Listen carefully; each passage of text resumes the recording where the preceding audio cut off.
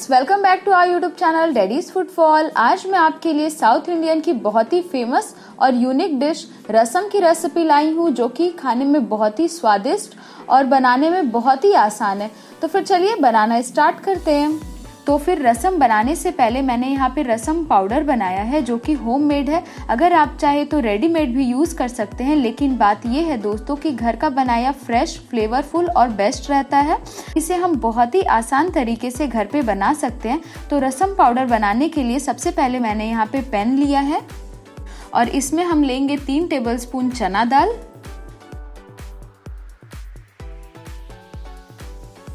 और फिर साथ ही साथ हम 2 टेबलस्पून तुअर दाल यानी कि रहर का दाल लेंगे और फिर हम दोनों दाल को लो मीडियम फ्लेम में ही रोस्ट कर लेंगे करीबन 2 से 3 मिनट तक। हमें इसे ज़्यादा देर तक रोस्ट नहीं करना है, जस्ट हमें स्लाइटली थोड़ा सा इसका कलर चेंज हो जाए और ये थोड़ी सी क्रंची दिखने लगे तब तक हम इसे रोस्ट करेंगे। हमें इसे ज़्यादा डार्क नहीं भूनना है, नहीं तो फिर मसाले का कलर चेंज हो जाएगा। जैसा कि आप देख रहे हैं, मैंने इसे लो मीडियम फ्लेम में ही 2 मिनट तक अच्छी तरीके से भून लिया है। तो अब हम इसके अंदर कुछ स्पाइसेस ऐड कर लेते हैं। तो सबसे पहले मैंने यहाँ पे 2 चम्मच खड़ा धनिया डाला है,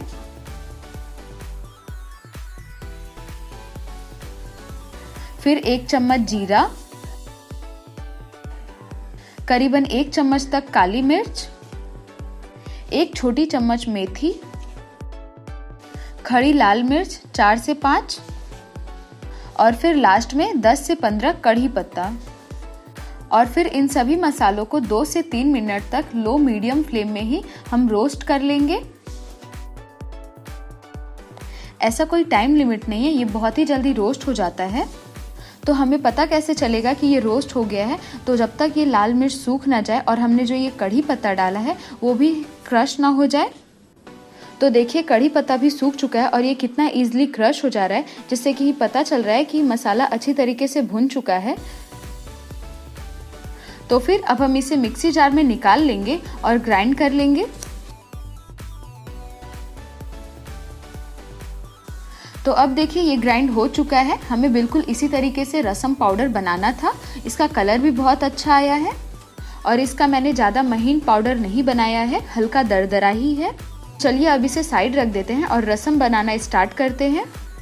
तो सबसे पहले मैंने यहाँ पे आधा बाउल से थोड़ा सा ज़्यादा पानी लिया है और फिर मैंने पानी के अंदर इमली डाल दिया है।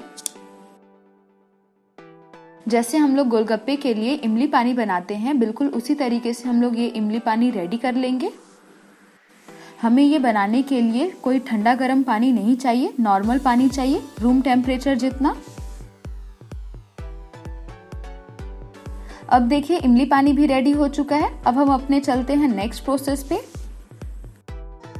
मैंने यहाँ पे इमाम दस्ता यानी कि कूटन लिया है। फिर मैंने इसके अंदर लहसुन डाला है, बहुत ज़्यादा नहीं, थोड़ा ही। फिर उसके बाद 1 छोटी चम्मच धनिया के दाने, फिर 1 छोटी चम्मच जीरा, 3 से 4 कड़ी पत्ता और लास्ट में हरी मिर्च अपने अकॉर्डिंगली। और फिर हम इसे बहुत ही अच्छे से क्रश कर लेंगे। अगर आपके पास इमाम दस्ता अवेलेबल ना हो तो आप इसे सिंपली मिक्सी में भी ग्राइंड कर सकते हैं, लेकिन हमें एक बार जस्ट चलाना है क्योंकि हमें इसे दरदरा रखना है, इसका स्मूथ पेस्ट नहीं बनाना है। अगर आप इस तरीके से इमाम दस्ता में क्रश करके डालेंगे तो इसका बहुत ही अच्छा और ऑथेंटिक फ्लेवर आता है। तो बेसिकली मैं इसी तरीके से डालना प्रेफर करती हूँ। तो अब देखिए ये अच्छे से क्रश हो चुका है, तो अब हम इसे साइड रख देंगे। फिर मैंने यहाँ पे कढ़ाई लिया है और करीबन 1 टेबलस्पून तक तेल डाल दिया है। तेल गरम हो जाने के बाद राई के दाने यानी कि सरसों 1 छोटी चम्मच डाल देंगे।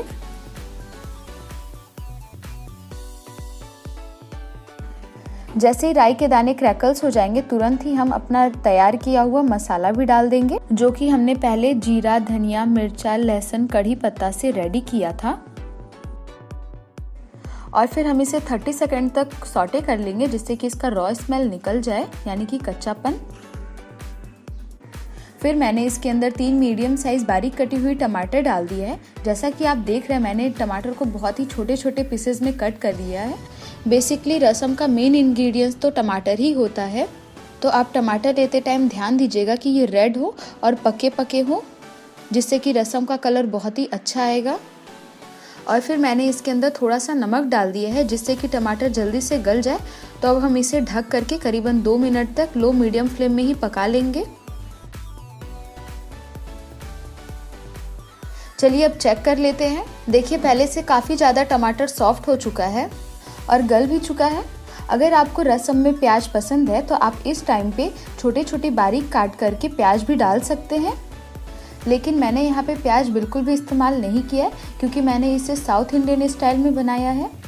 और अब हम इसके अंदर 2 चम्मच भर करके रसम पाउडर डाल देंगे जो कि हमने घर पे बनाया था कुछ देर पहले। अगर आपने नहीं बनाया है तो कोई बात नहीं, आप रेडीमेड डाल दीजिए, लेकिन घर का बनाया तो बेस्ट होता है। और फिर हम इसके अंदर इमली पानी डाल देंगे जो कि हमने पहले से ही रेडी करके रखा था।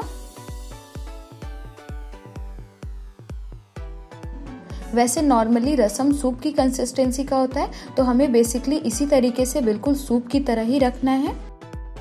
और अब हम 1 बॉयल आने तक का वेट करेंगे। उसके बाद मैंने 1 छोटी चम्मच काली मिर्च डाला है और साथ ही साथ नमक भी डाल दिया है।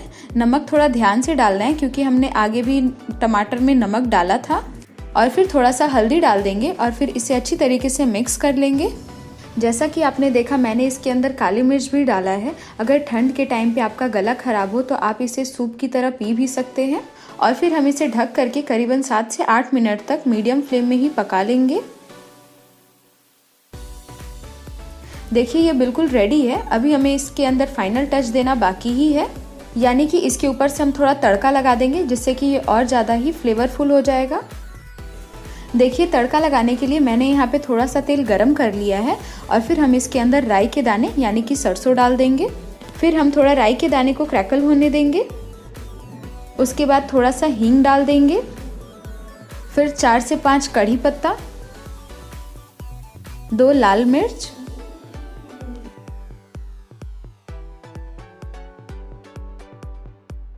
तो देखिए रसम यहाँ पे रेडी ही है। और फिर तुरंत ही हम रसम के ऊपर इस तरीके से डाल देंगे और अब हम इसे अच्छी तरीके से मिला लेंगे।